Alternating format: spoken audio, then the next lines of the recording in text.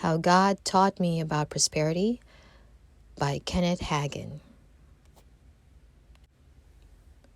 A Revelation from Heaven, Chapter 1.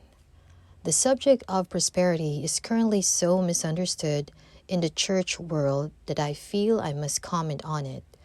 The Lord Himself taught me about prosperity. I never read about it in a book. I got it directly from heaven.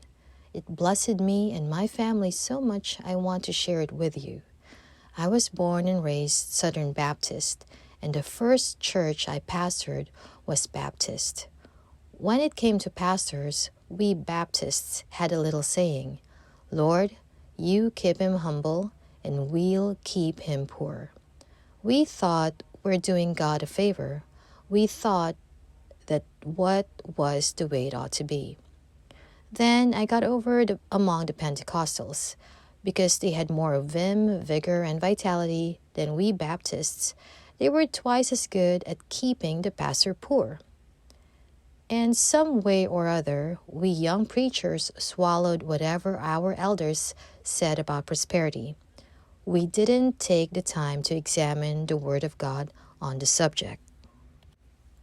We thought that if you're really humble, you're poor.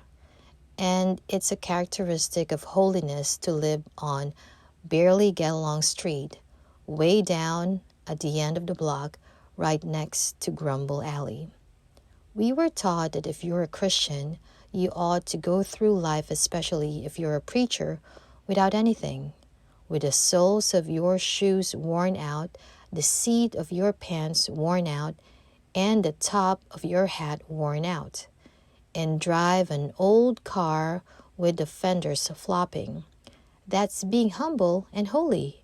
That's honoring God. I had heard others say, "I don't want any of this old world's goods."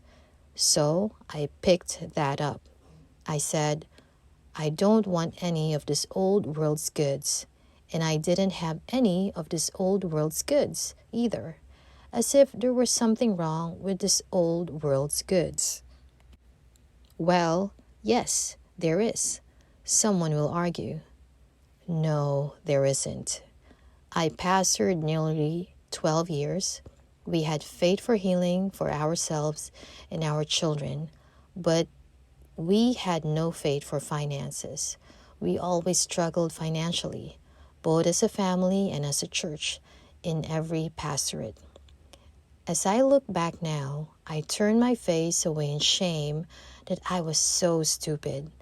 We'd finally make it through some way or another by kicking and clawing, bawling and squalling, fasting and praying. It would look like we never were going to make it, but we would. God had mercy on our stupidity and ignorance and helped us in spite of ourselves.